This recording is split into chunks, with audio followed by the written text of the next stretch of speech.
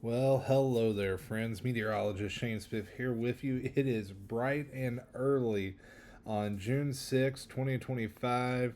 Early on a Friday morning, I'm recording this to give you all a little bit of the heads up about what we're expecting with the severe weather today. We do have a severe weather outlook for today. Most of the state under a slight risk, a 2 out of 5 on the severe weather scale, and also another risk for your Saturday. And unfortunately, I'm hitting the road here a little bit later, so I'm not going to be able to live stream today.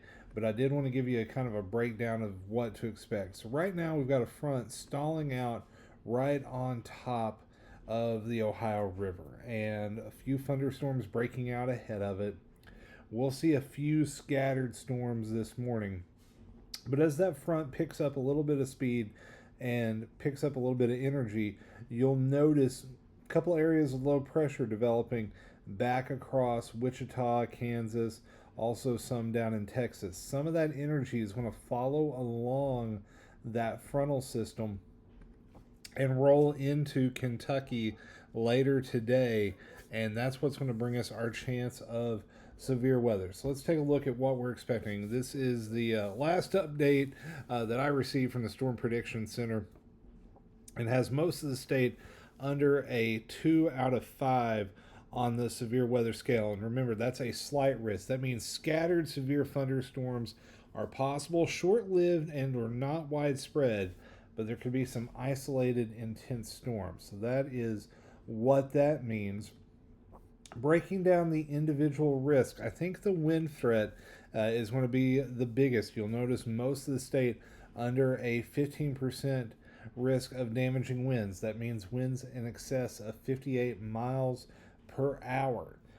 Small tornado threat, especially I 65 and points westward from, let's say, Louisville, E Town, Bowling Green, back to the west, although that does extend just like a county or two east of I 65, but not quite making it to 75.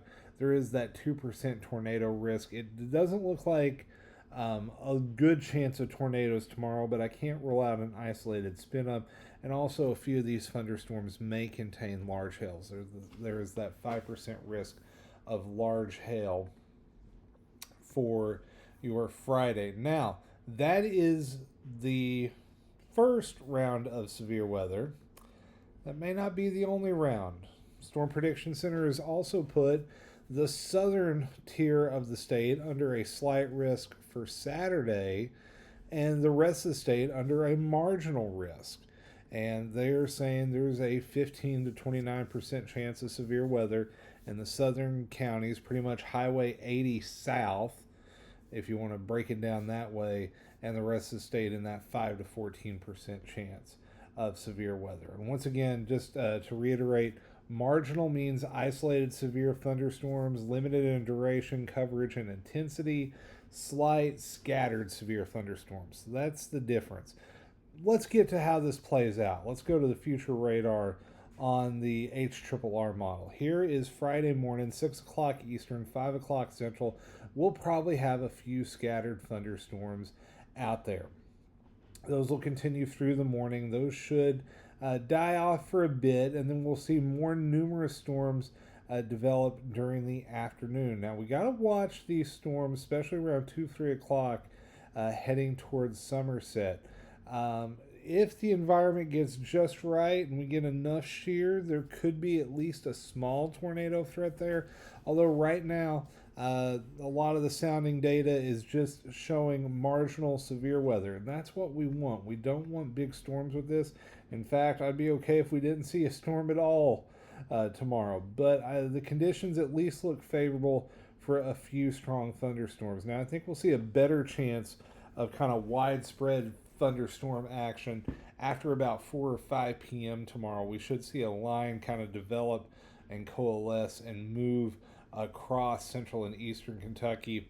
And once again, not a huge severe weather threat, but just a few isolated storms could go up, have 58 mile per hour winds or some large hail.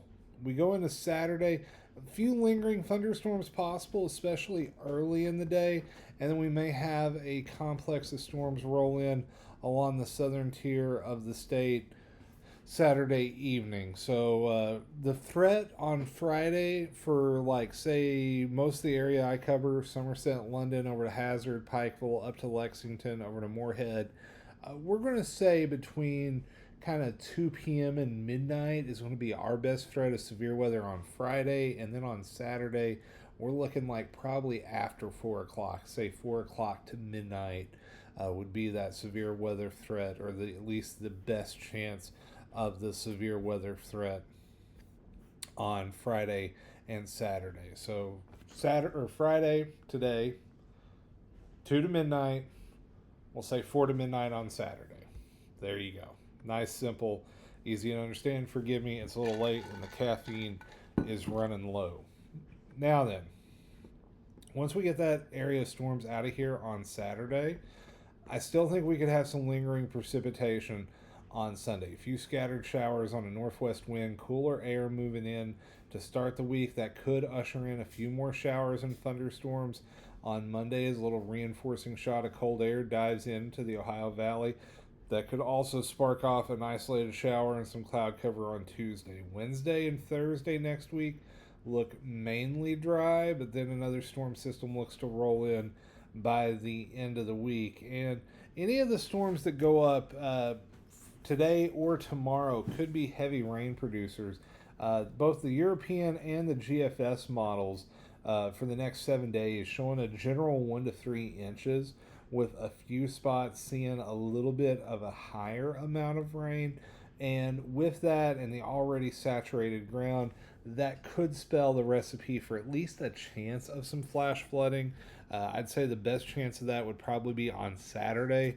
We'll have to wait and see about that. And you'll also notice the temperatures really tank. Like, we're going upper 70s for highs here in London Friday, Saturday, possibly even Sunday, like right around that 80 mark. But then when that second shot of cold air comes in on Tuesday, low 70s. It's going to feel more like spring than summertime. And we really don't rebound a whole lot through next week. Like low 80s, that's a little bit below where we should be. We should be starting to creep in to those mid 80s. So that is what I'm looking for. Those are the threats I am tracking. Now, if you missed my post earlier on my Facebook page, just letting you know, I will not be here today. I posted several great local meteorologists I would recommend that you follow to stay weather aware today. I may be able to post some on Saturday. We'll have to wait and see. I'm heading out on vacation, folks, so I want to spend that time with my family and make sure that I'm present for that.